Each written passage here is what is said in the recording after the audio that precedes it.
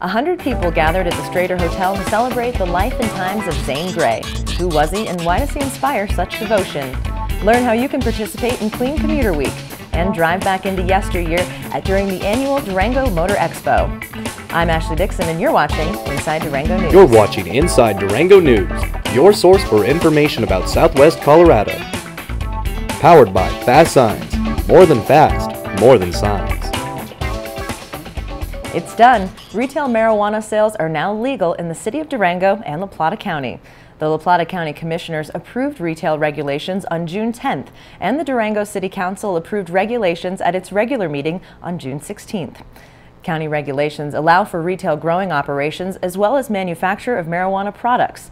Retail stores cannot be located within 1,000 feet of schools and rehab centers, nor may they be located within 3 miles of Bayfield or Ignacio town limits. Sales are restricted to 8 a.m. to 8 p.m. daily. The new City of Durango ordinance will allow sales in the Central Business District, but buffer zones that prohibit stores within 250 feet of public parks and 1,000 feet of schools will limit their location.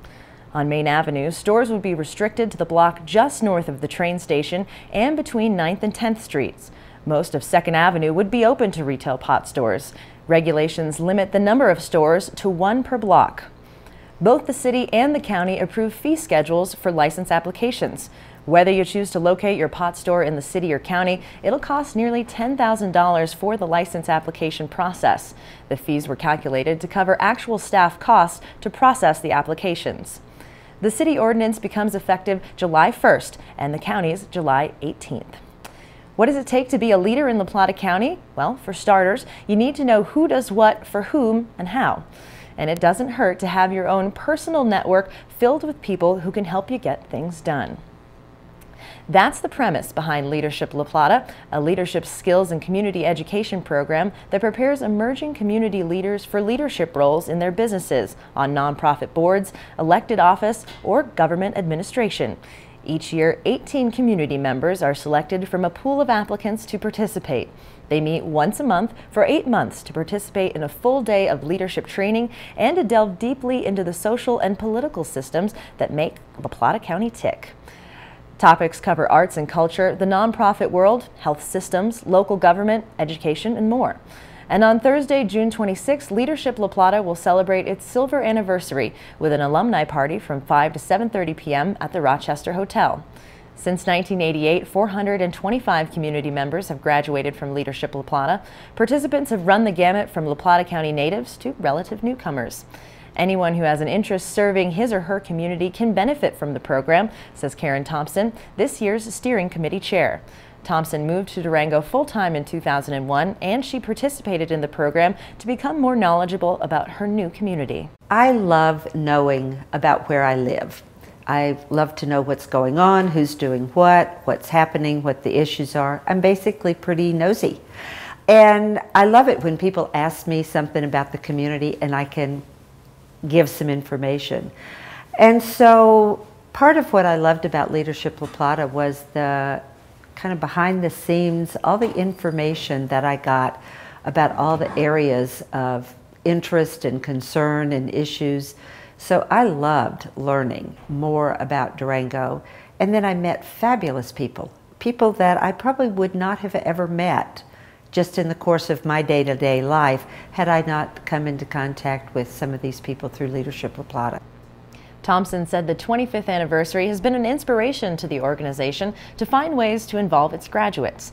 This year, it plans to start a mentorship program that will match LLP alumni with young professionals to help them connect with community organizations.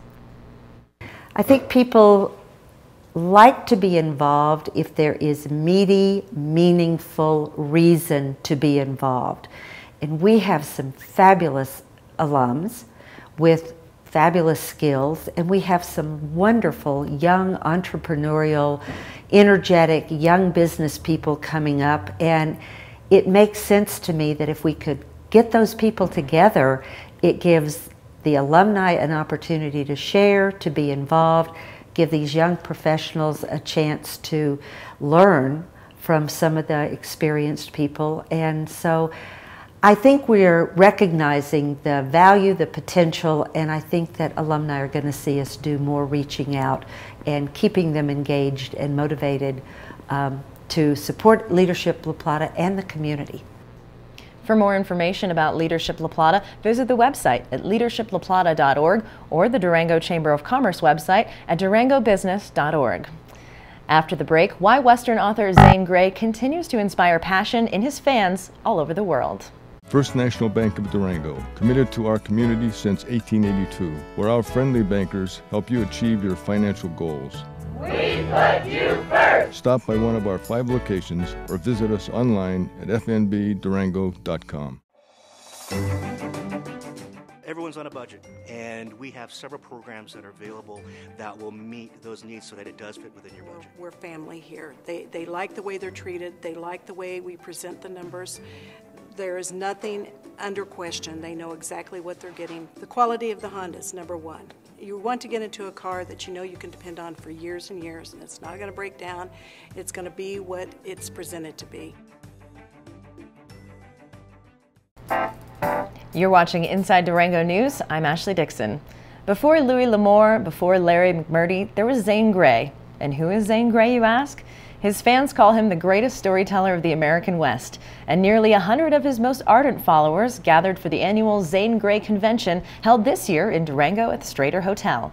An organization called the Zane Grey's West Society convened the annual gathering June 16th through the 18th to discuss all manners of topics about Zane Grey, his life, his books, and the location of his novels. In fact, about 5 of his 57 books use the Four Corners as a backdrop, including his first novel, Riders of the Purple Sage.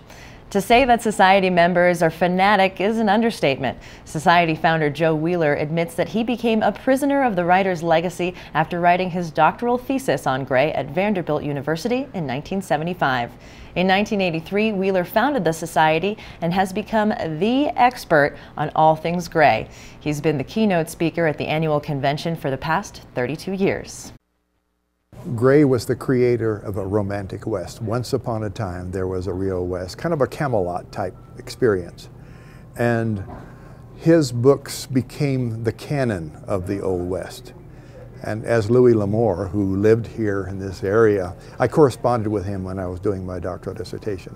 Louis L'Amour admitted that Zane Grey was the last Western writer who was writing while the Old West still existed.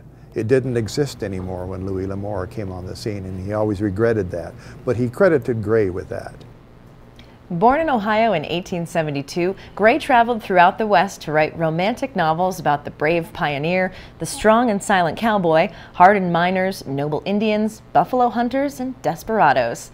His heroes were loyal and honest and lived by the golden rule. His heroines were independent and brave, women who could run a ranch and take care of themselves. The code of behavior he instilled in his characters became the legendary Code of the West. Zane Grey was as popular overseas around the world as he was within this country. It was a global phenomenon.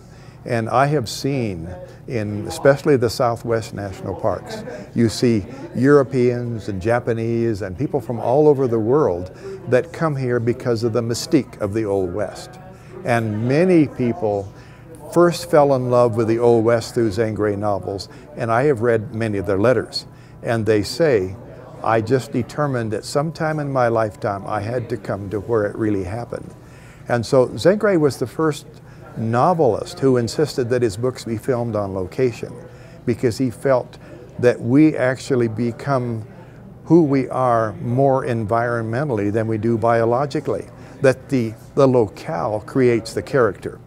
And so that has made him, I think, unique among American writers. Want to know more about Zane Grey? Visit the Zane Grey's West Society website at zgws.org. As the baby boomer population ages into the Medicare system, the United States faces a significant shortage of healthcare workers.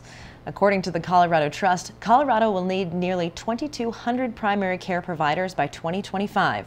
The Institute of Health estimates the country will need 10 to 12 million personal health care workers. And by 2030, the nation will need more than 1 million nurses. Where will they come from? Today's high school students, for a start.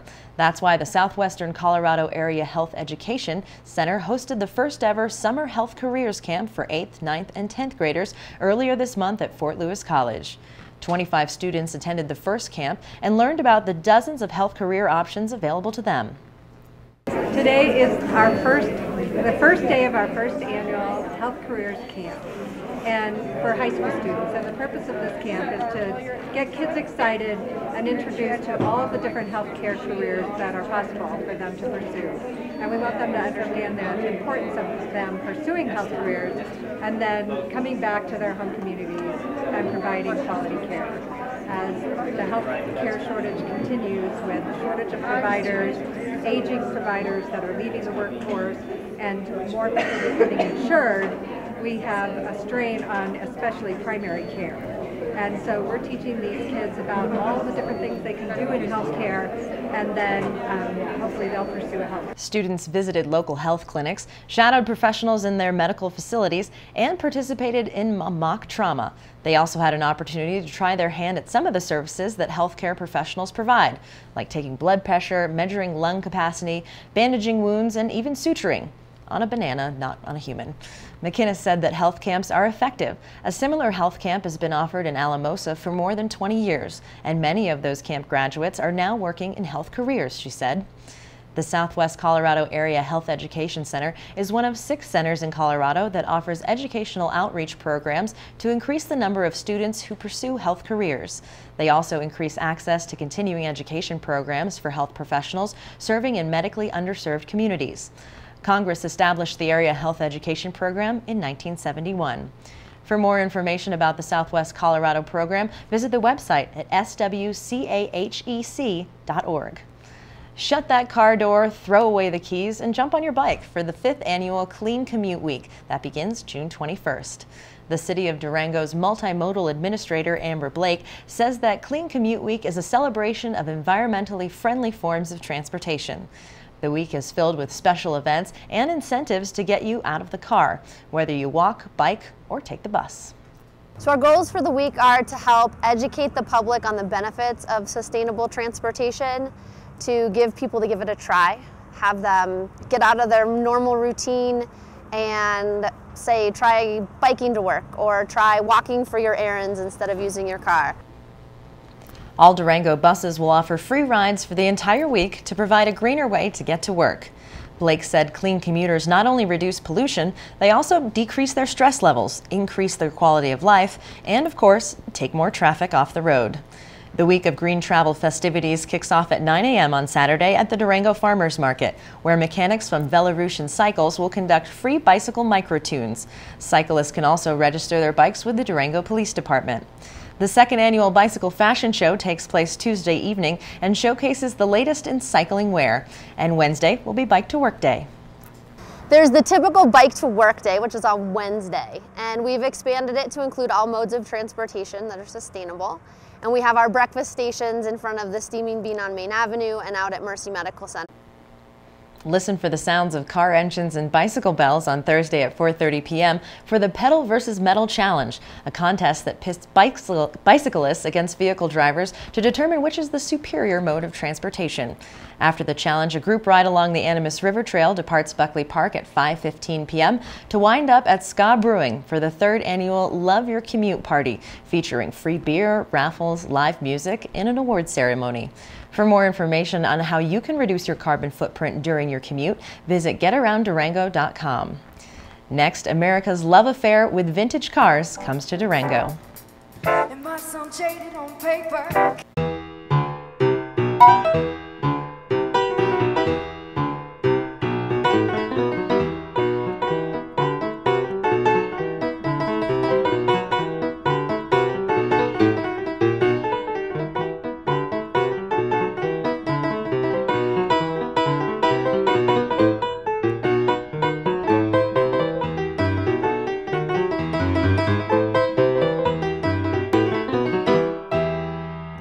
It's time for rejuvenation with luxurious healing waters, breathtaking views, and lavish spa treatments at the Springs Resort and Spa in Pagosa Springs. Stay at the new EcoLux Hotel and enjoy 24-hour access to our 23 unique pools by the river. Indoors, relax in the hotel and enjoy therapeutic services at the spa. It's time for rejuvenation at the Springs Resort and Spa in Pagosa Springs. You're watching Inside Durango News. I'm Ashley Dixon. Whether you're a Camaro fan, a Mustang aficionado, or you just can't get enough of a good old-fashioned American truck, the 2014 Durango Motor Expo on Father's Day weekend was the place to indulge your auto envy with more than 300 vehicles on display. Inside Durango TV's Sean Ferguson takes us on a tour. Sean Ferguson down here on Main Avenue in Durango on Father's Day Saturday, the 2014 Durango Motor Expo. This has got to be one of the best examples of a classic car here in Durango at the 2014 Motor Expo. Model A Roadster from 1929.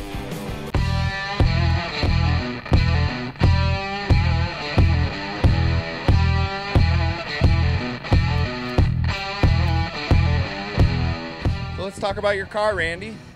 Tell us about it. Well, it's a 77 Jaguar, and it's a pretty rare car. It's the coupe body, and they only made a few hundred of those every year, and they made them for 3 years, from 75 through 77.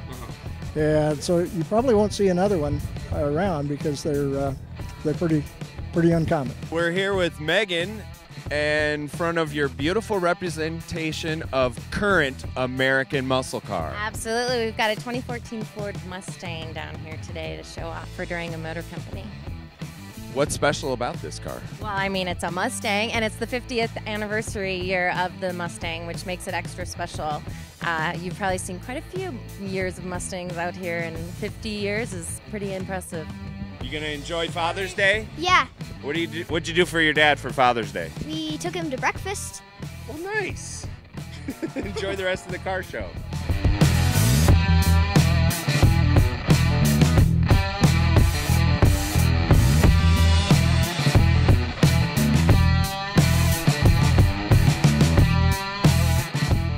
Innovative thinking before its time. The Volkswagen Thing. I mean, what a name for a car. It's genius. Yeah, I think I found my next vehicle for a hunting expedition or the apocalypse. Nice Tell meeting us you. about this awesome machine. Well, it's big, it's green. It's a 1972 M35 military truck that I took a high-low camper and converted the camper to mount on the truck.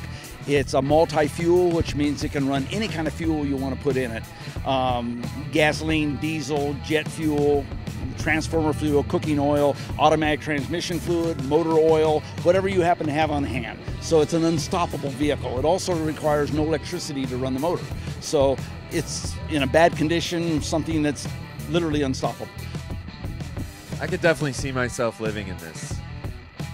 Forging off into the woods, knocking over trees, all in the comfort of a 30-second pop-up camper made from a 1972 Army truck.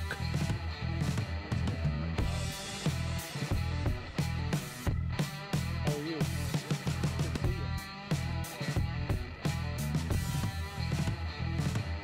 How's it going? A 1959 Porsche 356 coupe. It came out of Moab in a junkyard.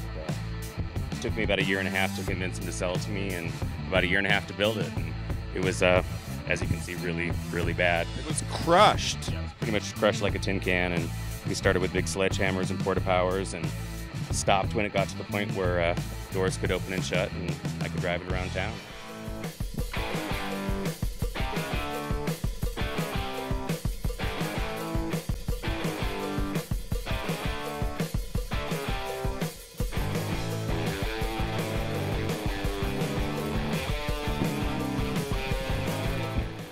Another beautiful Father's Day weekend here in downtown Durango at the 2014 Durango Motor Expo.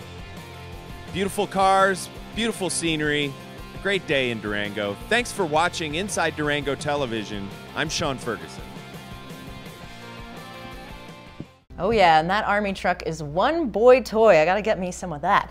So we're going on to another topic worlds away from vintage cars. We're talking about baby animals. Now they're popping up everywhere this time of year, and they're super cute but super off limits. I'm here with Joe Lewandowski. He's a spokesman for the Colorado Parks and Wildlife, and he's here to tell us why this is a dangerous thing. So thank you for joining us, Joe. You're welcome, Ashley. You know, it's funny, those animals have really survived for thousands of years without us. And there's still people who can't keep their hands off them. I know, we're always compelled to get involved with nature when we shouldn't be. Now, we were talking quickly before the interview. What are some of the human-wildlife interactions that you're noticing, especially here in Southwest Colorado? Well, this time of year, our biggest concern is that we have a lot of baby animals on the ground. This is the time of year when they're hatching and being born. And people have a tendency to want to pick them up if they see them laying there by themselves, and that's exactly what people shouldn't do. So you get this idea that this animal has been abandoned and you feel like, oh my gosh, I have to help and intervene, but that goes against everything in the natural order. And so you're finding that people who think they're doing good are actually doing more harm? Right, it's a natural instinct. People want to take care of a little critter.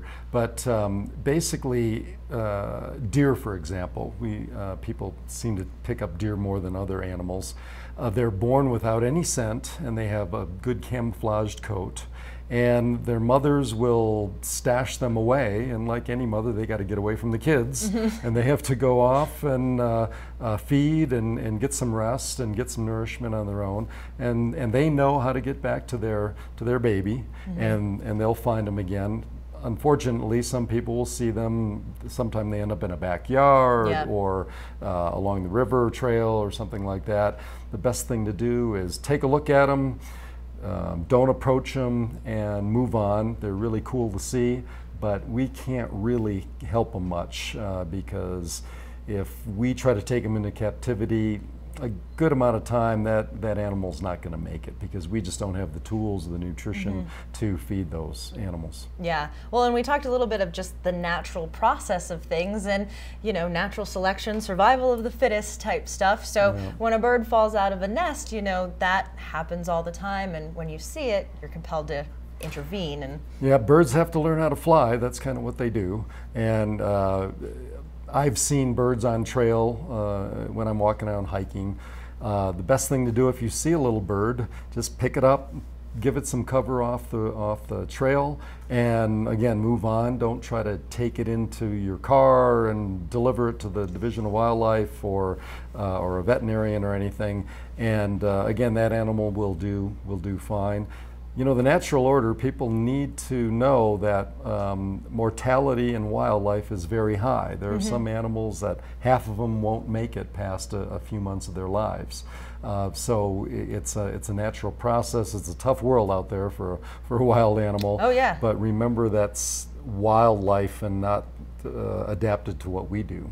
So it is okay, and I know we talked about scents with deer. So for birds, I remember always hearing that if you touch a bird, the mother will get the scent of you and then abandon. Is that an old wives' tale? No, yeah, that's not really the case. They will imprint. We have cases of ducks and geese imprinting on people. But again, if you are quick and move and get it done real fast, that they won't imprint on you. I mean, they're, you know, a bird brain, that's a real, there's a reason why they call them bird brain. Yeah. You know, so are you getting a lot of calls at the Parks and Wildlife for residents who get into encounters with wild animals? We haven't had any calls on this particular topic this year. We have in the past. There's been some other situations elsewhere in the state. Someone chased, some kids in Vail chased a moose, a calf, into a hotel last week, and we don't know what happened to the mother. The moose is now at our facility in Fort Collins, but you know, it's not a good outlook for that critter. The other interactions we have are bears, obviously. A lot of people in Durango have seen bears, so you know, take care of your garbage and don't let animals get too accustomed to hanging around. Great. So real quickly, for people that want to get more information, where's a good place for them to go? Easiest thing is to Google Colorado Parks and Wildlife, and there's tons of information on living with wildlife in Colorado. All right, well, thank you so much for joining us, Joe. Remember, if you see a baby animal, best to just leave it alone. We're going to take a quick break, and we'll be back with your weekly updates. The Powerhouse Science Center thanks all the dads, moms, kids, and community members who participated in Who's Your Daddy 2014. You made it an incredible success. Special thanks to our Sugar Daddy sponsor, the Carver Brewing Company. Our main stage sponsors, Mercy Regional Medical Center, Centura Health, and RH Crossland Foundation. And our presenting sponsors, Fast Signs of Durango, Inside Durango TV, 360 Durango, and Four Corners Broadcasting. We truly appreciate all our community sponsors. You're watching Inside Durango News. I'm Ashley Dixon. Here are your weekly updates. Saturday is the summer solstice, and if you haven't seen it yet, head up to Fort Lewis College's Center of Southwest Studies to watch the rising sun pierce the center of a spiral on the gallery wall. Doors open at 6 a.m. on June 21st. It's free and open to the public. Visit fortlewis.edu for more information. Take a tour of Durango's most beautiful gardens and vote for the Durango Botanical Society Garden of the Year. The Botanical Society has organized a self-guided tour of area gardens from 9 a.m. to 3 p.m. on Saturday, June 21st. Cost is $25 for non-members. The gardens include in-town and out-of-town gardens, including a cut flower and herb farm. The tour ends with an ice cream social on the terrace at the Durango Library above the Botanical Society's demonstration garden. Tour members will be asked to vote for the best garden of the year. For more information, visit the Botanical Society's website at durangobotanicalsociety.com. That's it for this week's community updates. The community calendar is brought to you by what'shappeningdurango.com. Post your free event today and join the one-stop, easy-to-use events calendar for Durango. I'm Ashley Dixon. Thanks for watching Inside Durango News, and remember, keep watching. You'll like what you see. Tune in weekly to watch Inside Durango News, your source for what's going on in Southwest Colorado. Powered by Fast Signs. More than fast, more than signs. You can watch Inside Durango News anytime at durangotv.com.